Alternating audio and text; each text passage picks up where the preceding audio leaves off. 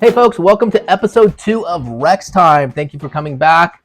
8 people did watch episode 1 and I got some feedback. So what they said is I should tell you up front what we're going to talk about. So in this episode, we're going to talk about some TV shows, some movies, some literature, and how I cost my buddy about $250,000. So tune in to find out about all of that. Let's start out with, however, the clothing brand, Stussy. How you pronounce that, I think, will let us know how old you are. Also, people were annoyed by how I play with the rubber band the whole time, but I like playing with the rubber band. I could play with my Texas Instruments or something, I don't know. So, Stussy, the clothing brand. So I was noticing in my classroom that a lot of folks wear that clothing brand. I was like, oh, heck yeah, I remember that clothing brand. So I said to this one student, I was like, oh, cool shirt. And they said, oh, yeah, Stussy. And I said, huh? So really quickly, how do you pronounce this? So they're like, yeah, Stussy. And I go, what? And I'm like, what? You Stussy? And they're like, yeah. And then I asked another student, I go, hey, how do you pronounce that? And they're like, Stussy. And then I asked another student, Stussy. And everyone kept saying Stussy. And I'm like, what the? And then one student was just like, my mom says Stussy. I'm like, yeah, because your mom is smart. So I think how you pronounce that clothing brand, Stussy, that lets us know when you were born approximately. So the young folks pronounce it Stussy, which is incorrect. It is Stussy. It is a surfboard shaper from Orange County. I think he was shaping out of like Laguna Niguel and then had a shop in Laguna Beach. And in order to promote his surfboards, he started making these t-shirts. And the t-shirts caught on, and those were eventually selling better than his surfboards. And then I think, oh, this is the sad part, I think he sold the company. So there's this big resurgence of Stussy, and I don't know if he's making money off of this. I hope he is, so not sure. So anyhow, whenever you see that, just ask people, go, hey, how do you pronounce that? Stussy or Stussy? And then that'll let you know if they're sort of old school or new school. Speaking of weird clothing brands, so as I mentioned before, I teach mathematics and statistics at a few different community colleges.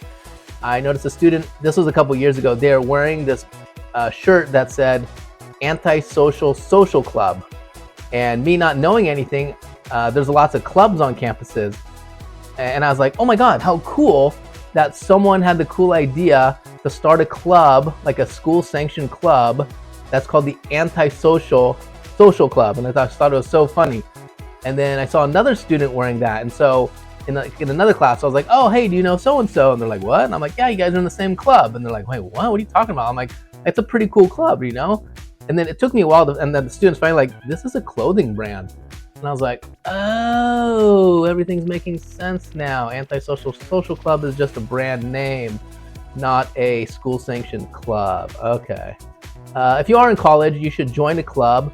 But more importantly, you should start a club. There's enrollment fees go to clubs. So if you can start a club and get enough members, you will be allotted money. So start a club, join a club, get involved. It'll be fun. I have some notes over here. Let's see what else I have written down. Oh, here's something. The word, you ever have, when someone mispronounces a word, like a really smart person mispronounces a word? I have a fun one because my buddy who's a computer genius mispronounces the word Q-U-E-U-E. How would you pronounce that? Q-U-E-U-E. So if you've taken computer science in college, you would know that it's pronounced a Q. Or if you're from Britain and you line up in a line. So in America, we say, oh, get in line. But in Britain or England, wherever they call it, it's like, oh, get in the queue. So Q is a very common term in computer science. So if you've ever taken a computer science class, then you've heard it pronounced as Q. So what's intriguing to me is this guy is a computer genius. He actually built and sold a company, a website.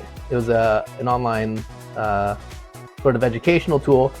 And he didn't know how to pronounce Q, which means some of you might be like, oh, he's dumb. It's like, oh, no, that means he's a genius. That means he taught himself all the programming himself. So if someone mispronounces a word, that generally means that they learned the word from reading, as opposed to learning the word from someone just using it and then overhearing it and then sort of running with that pronunciation. So the word Q, so if someone mispronounces something, think twice about it. Maybe that actually means they are a super genius. Okay, so let's talk about how I lost my friend about $250,000. So, oh gosh. Okay, I don't even know where to begin this story. Okay, so let's maybe go back in time way far, long time ago. I remember I was on a camping trip with my buddies, and I'm like, hey, you guys, there's this new thing out there. It's called like Bitcoin. And I was trying to explain it to them, and they're like, that's made up money, man. You can't just make up money. I'm like, I don't know. Just it's like $800. Just buy one of those things, like why not? And then they did not buy it, and they still get angry at me today for not yelling at them enough. But I probably should have bought more. I actually own 1 Bitcoin. That's my retirement package. That's everything. 1 Bitcoin. That's everything. I should have like 10, but I'm stupid.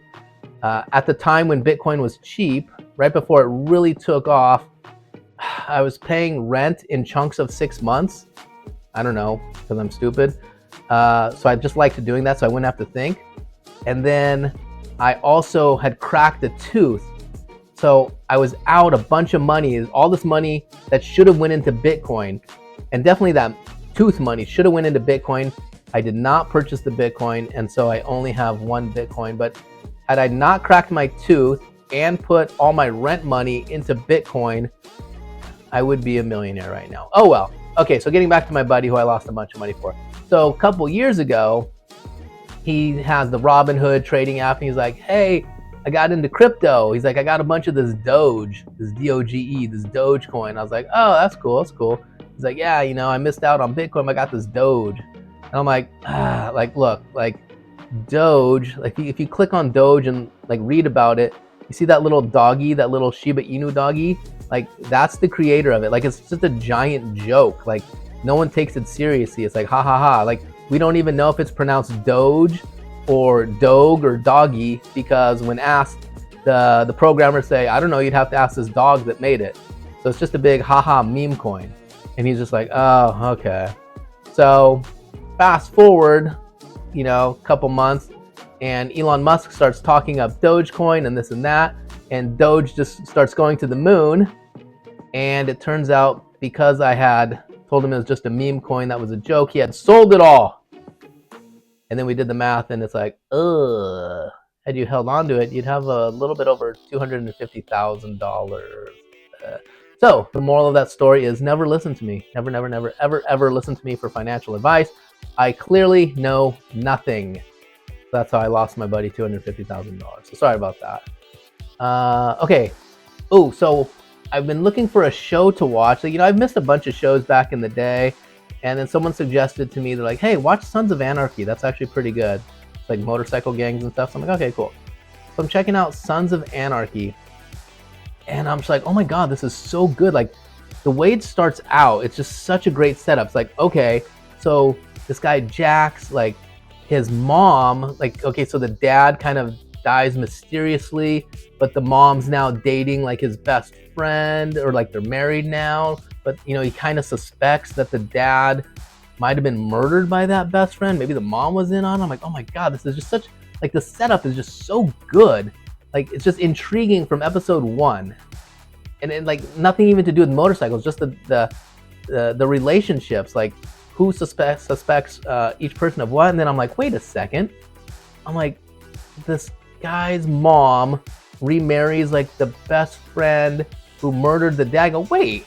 This is just Hamlet. So then I go on to the internet and check, and it's like, yeah, Sons of Anarchy. It's just Hamlet on motorcycles. I was like, oh, you son of a gun, sack of potatoes. So I guess the writers were being literary. I guess you could look at it that way, an homage to Hamlet. Or you could just be like, oh, okay, some lazy writers were like, oh, why don't we just borrow this concept and run with it? Okay, so that was Sons of Anarchy is just Hamlet. And I've had another incident like that before.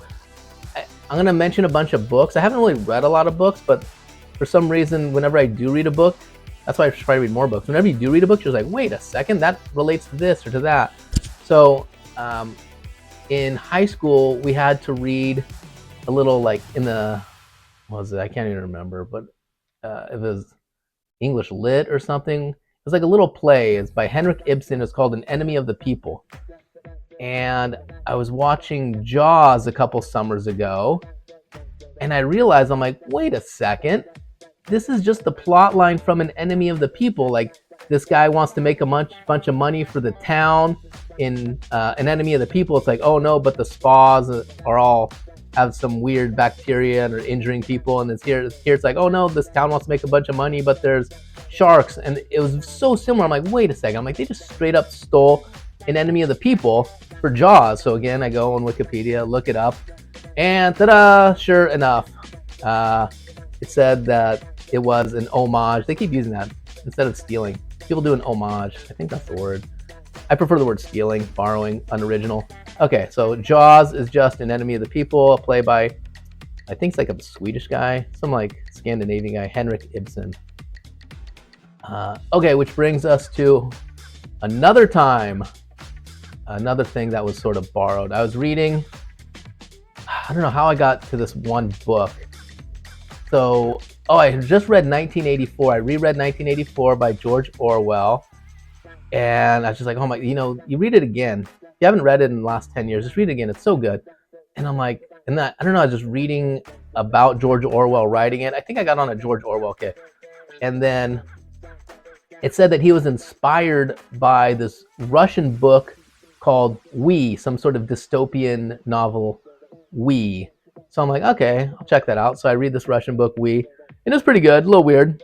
And then I'm watching the Lego movie, and I'm like, wait a second. I'm like, they just straight up stole the plot line from the book We. And I'm like, homage. And then I'm like, wait a second, no one's even gonna notice this. So I start scouring the internet. No mention of it. I finally find one article, and they're saying like, oh, clearly this is an homage to the Russian novel We that so clearly parallels the plot line. And then I'm like, I don't know. I think they just sort of took it and didn't give the 100-year-old, I'm sure the Russian who wrote it was written like what, 100 years ago or something probably. They didn't give him any credit. Okay, so that's my, I don't know, what do we even call that when you notice things being borrowed, stolen, homaged? I don't know. Okay, so then, so that was the Russian novel We. And if you're into Russian novels, or if you want to get into Russian novels, I would suggest, there's only one that's a must read, Crime and Punishment, Dostoevsky. That book's like a 10 out of 10. Definitely check that one out. And then another popular book, it's not very good, I would say. I wouldn't even recommend reading it. It's like the Brothers Karamazov. I'm probably mispronouncing that. Karamazov. It's okay. It's kind of boring at times. And then podcaster, comedian Bobby Lee is always talking about the Dostoevsky book, Notes from the Underground, because he's like deep and dark. I don't think he's read it. I've tried to read it multiple times, and every time I can't get through it. It's just impossible. It's horrible.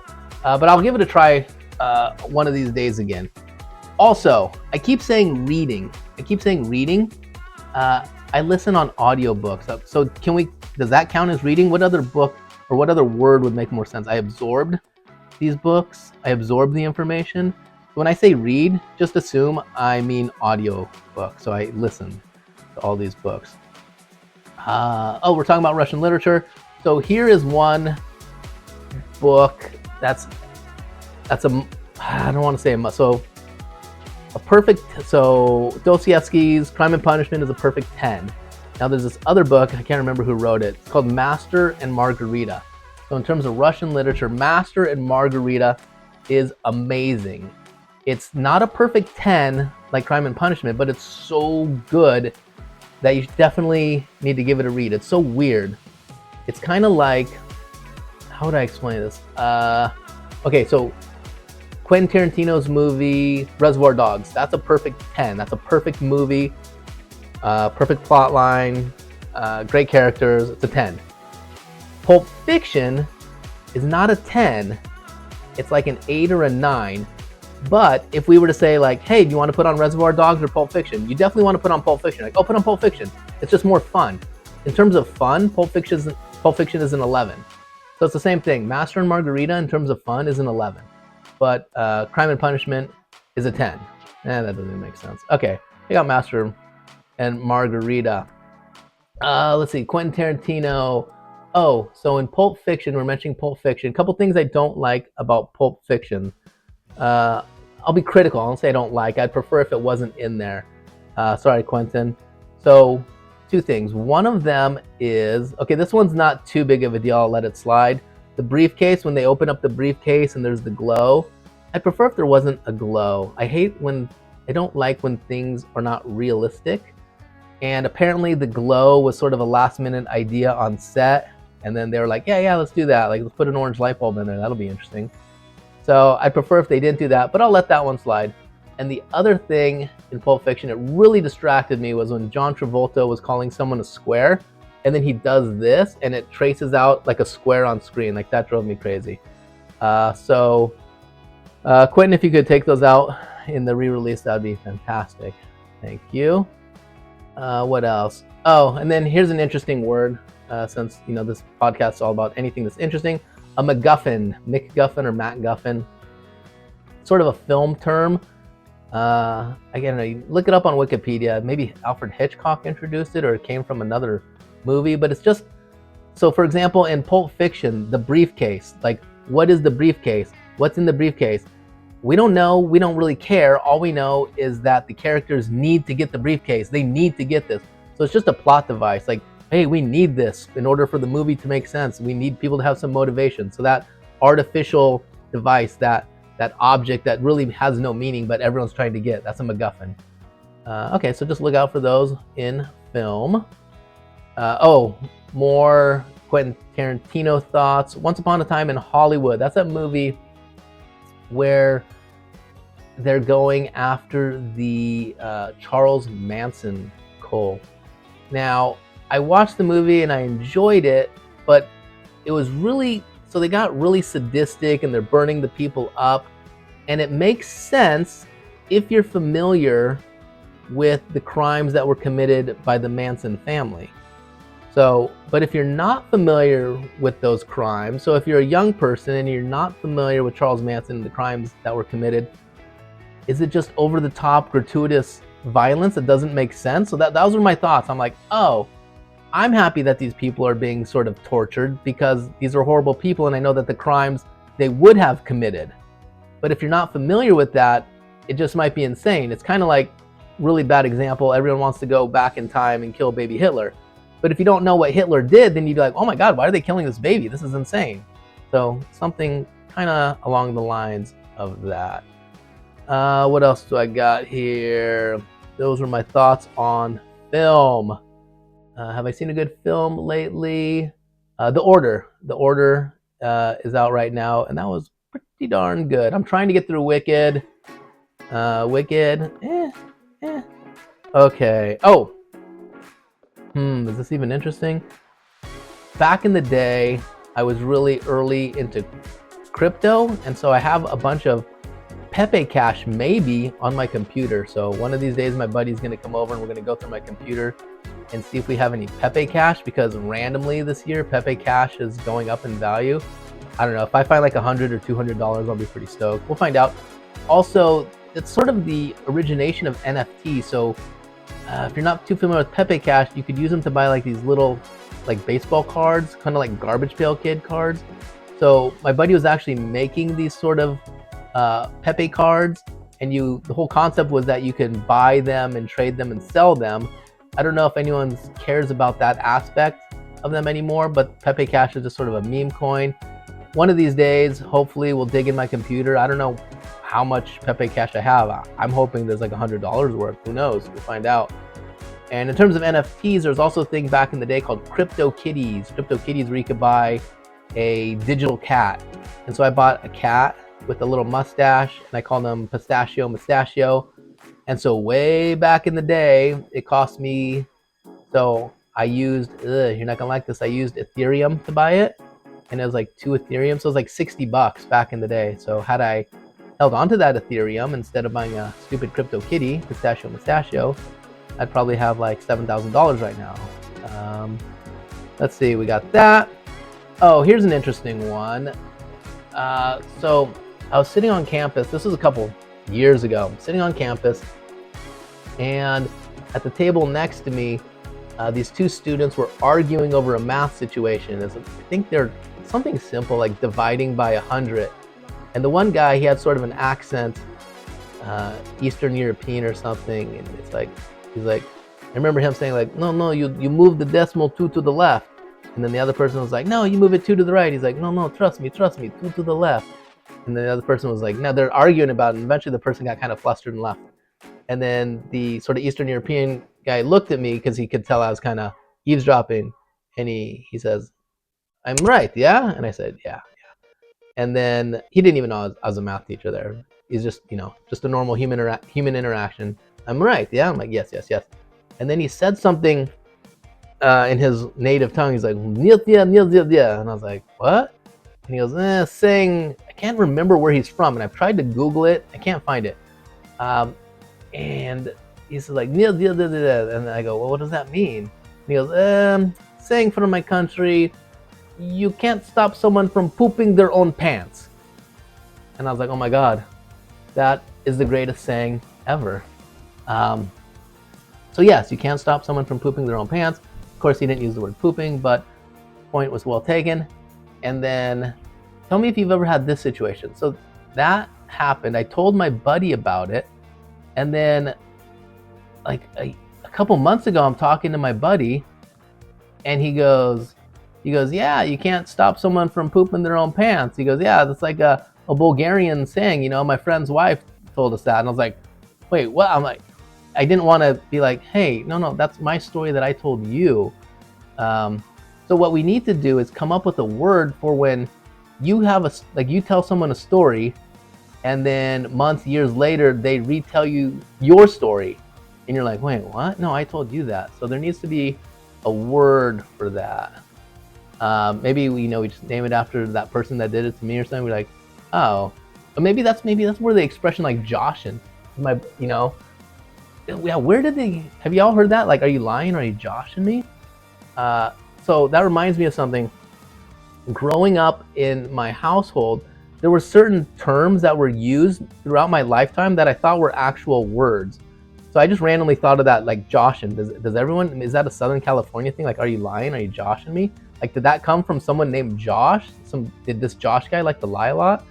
So growing up in my household, my parents would always use, if someone was being nosy or like, getting into other people's business, they would say like, oh, you're just being a bob, or you're being a little baba.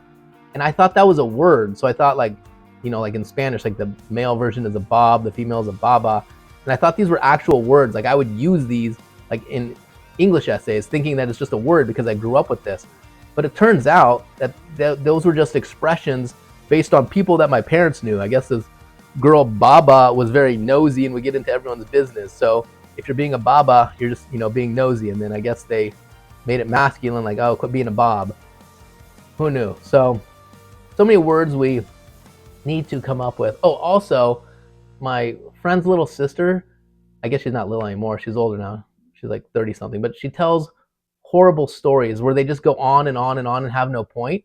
And we call them a Julie story. It's like, oh, are you telling a Julie story? Like, even if Julie is telling you a story, you go, are you telling me a Julie story? And so, great expressions based on people's names because they do something wackadoodle like that. Okay, what else do we got? Okay, one more last one.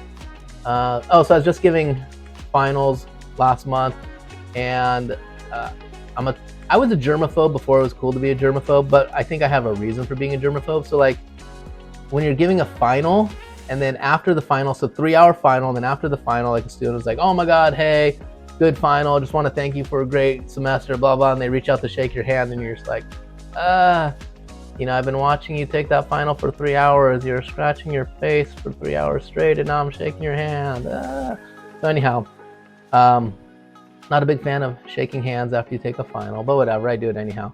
And then also when I grab doorknobs on campus, I usually just use a piece of scratch paper to open all doorknobs. I've been doing that for a decade. Like, cool? Germaphobe? Crazy guy? I don't know. quick cheating story, and then we'll end. So I got many cheating stories. Most of them I'll save for another day, but this one's just so insane. At the end of it wasn't this year. This was like many semesters ago. This student. So I'm handing out the final, and there's usually like 50, 60 students in the class, and then I pretty much know everyone.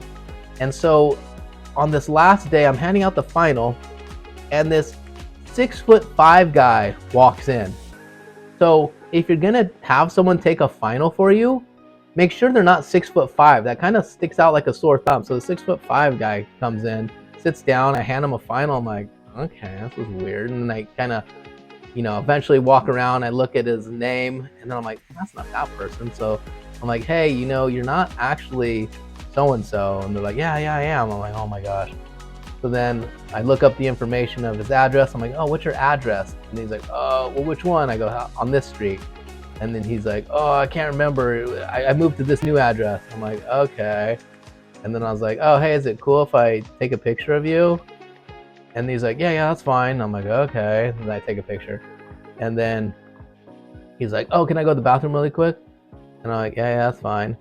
And then that person never came back. And lo and behold, they left their TI on the desk. And that's how I got this TI. Yay. Okay. That was episode 2. I hope you enjoyed it. Those are just some random stories. I guess episode 3 is coming in a week. I said I was going to do 10 of these. I'm having fun. I hope all 6 of you that tune in are having fun. Okay. Take care. And until next week, next time. Peace.